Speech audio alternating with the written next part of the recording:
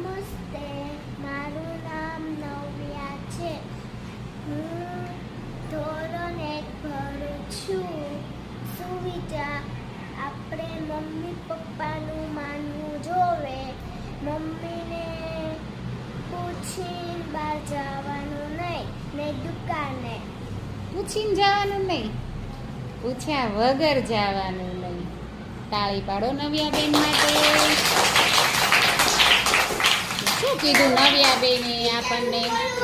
નવ્યાબેને એવું કીધું કે મમ્મી પપ્પાની વાત માનવી જોઈએ.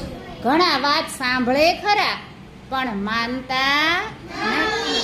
મમ્મી એમ કે તું દુકાને જાતો નહીં હો, તો મમ્મીનું એમ કે હો, પછી પાછા દુકાને એકલા ભાગી જાય. તો આ સાંભળ્યું પણ માન્યું કહેવાય. મમ્મી પપ્પાની વાત માનવાની.